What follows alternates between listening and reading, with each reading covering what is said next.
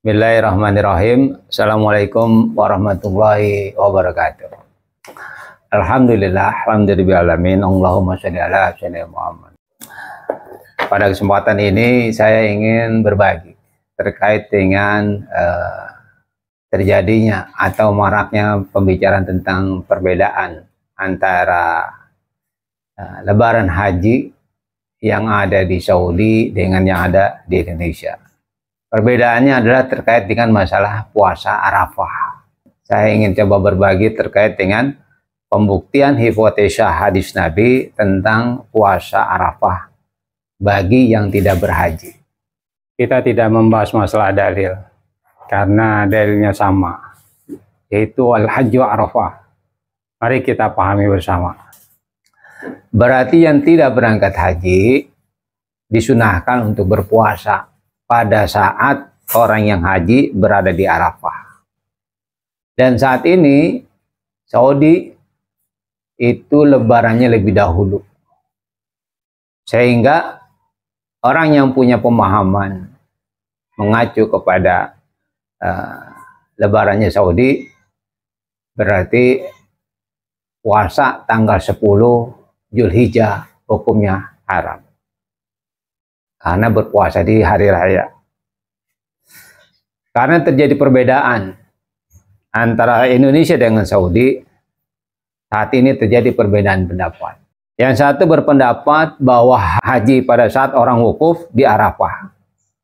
Walaupun terjadi perbedaan tanggal, patokannya adalah peristiwa wukuf, karena kita puasa Arafah. Yang kedua, kita tetap menggunakan hilal di negara masing-masing, artinya menggunakan tanggal lokal.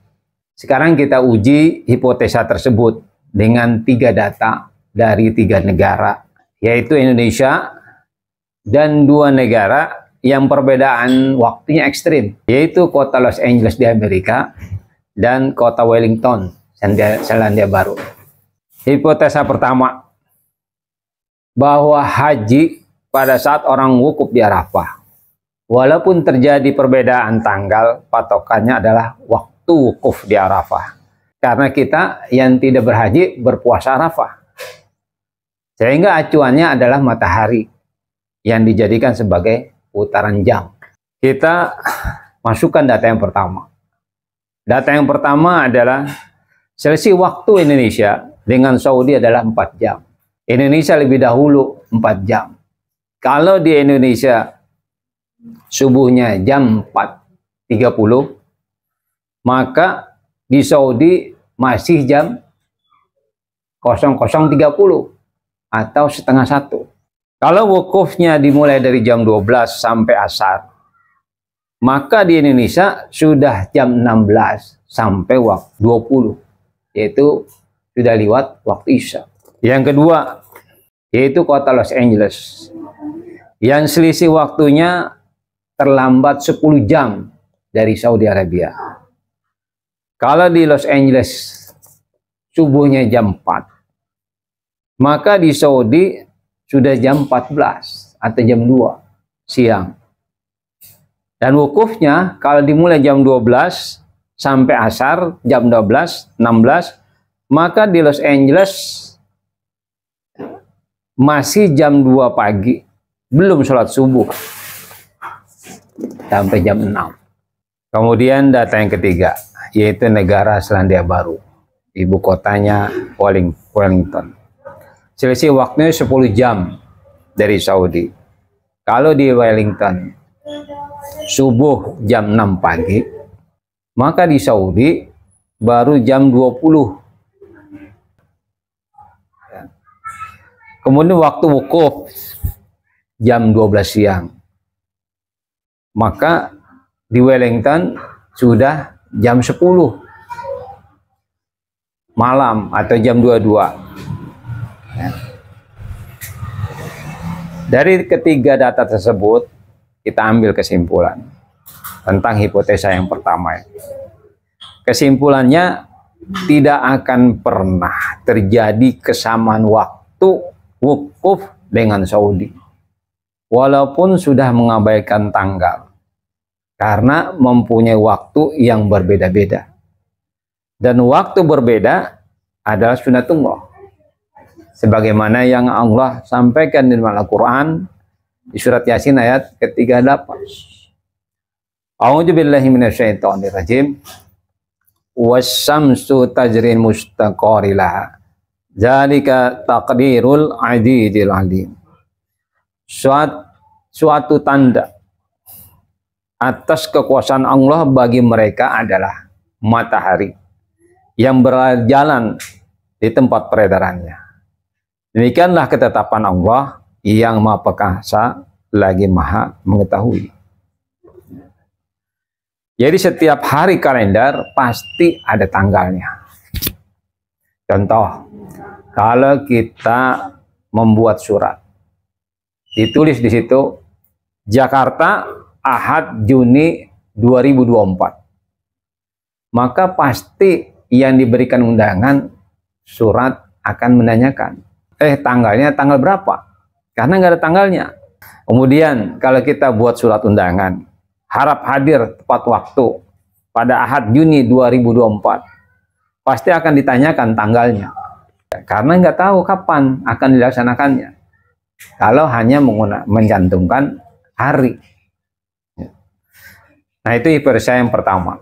Sekarang hipotesa yang kedua. Hipotesa kedua adalah bahwa kita harus tetap menggunakan hilal di negara masing-masing. Artinya menggunakan tanggal lokal atau tanggal negara masing-masing. Sehingga pegangannya adalah bulan. Karena di dalam penanggalan Hijriah digunakan sebagai penentu tanggal. Kita masukkan data yang pertama. Selisih waktu Indonesia dengan Saudi 4 jam. Indonesia lebih dahulu 4 jam. Kalau di Indonesia baru tanggal 8 Zulhijjah, karena ketinggian bulannya pada saat itu minus 3 derajat. Sementara di Saudi sudah tanggal 9. Kenapa terjadi perbedaan? Perbedaan tanggal. Karena posisi Saudi lebih barat dari Indonesia. Sehingga bulan terlihat lebih dahulu dibanding Indonesia. Ditambah terbenamnya matahari di Saudi lebih lambat 1 jam. Sehingga selisih dengan Indonesia menjadi 5 jam. Pada saat terbenamnya matahari di Indonesia, bulan baru belum terlihat. Dan bulan tanggal 1 hanya terlihat sebentar, sekitar 10 menit. Sehingga kalau kita tidak melihat bulan baru besoknya kita pasti melihat. Karena ketinggian bulan dalam 1 hari naiknya 12,2 derajat. Sehingga waktu wukufnya terlambat 1 hari. Itu data yang pertama. Kemudian data yang kedua, yaitu kota Los Angeles di Amerika, yang selisih waktunya terlambat 10 jam dari Saudi. Pasti akan terjadi perbedaan tanggal dan hari pada saat terbenamnya matahari. Sudah tanggal 9 Zulhijjah. Sementara di Los Angeles masih tanggal 8 Zulhijjah.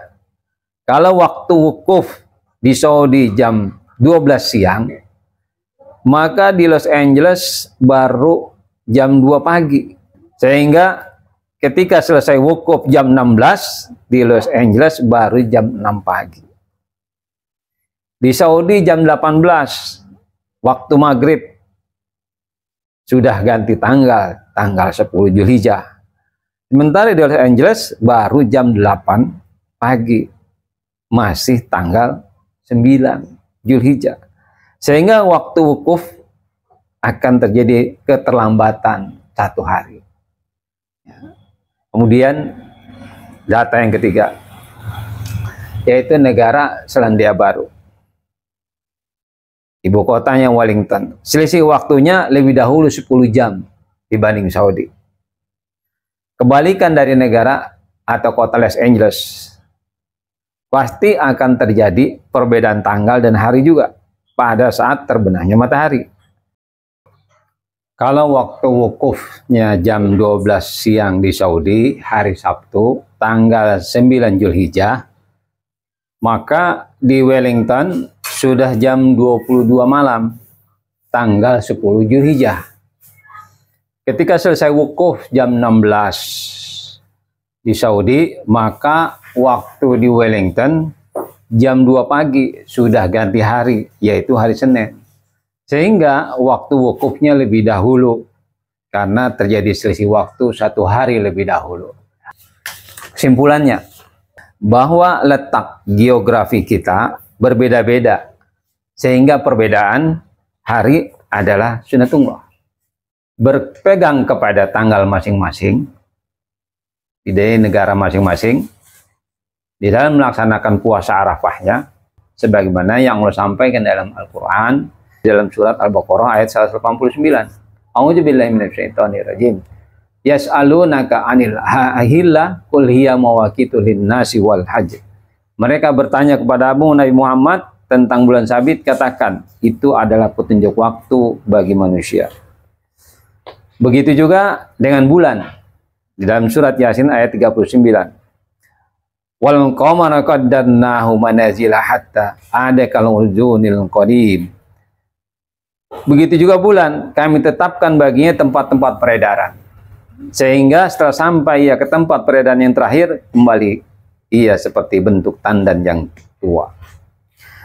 Jadi setiap tanggal kalender pasti ada harinya. Bedanya, kalau tidak ada hari, tanggal saja sudah cukup.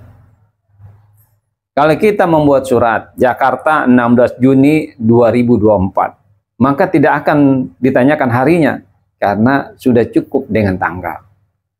Atau undangan, harap hadir tepat waktu 16 Juni 2024, pasti tidak akan ditanyakan harinya, karena sudah cukup dengan tanggal. Kesimpulan dari dua hipotesa tersebut, satu adalah, walaupun mengabaikan tanggal dalam pelaksanaan puasa Arafahnya agar sama dengan Saudi, tetap tidak bisa, karena waktu masing-masing negara berbeda-beda dan tidak bisa dirubah, maka perbedaan tersebut adalah sunnatullah. Dua, pelaksanaan puasa Arafah berbeda hari dengan Saudi, tapi tetap tanggal yang sama, ini juga sunnatullah.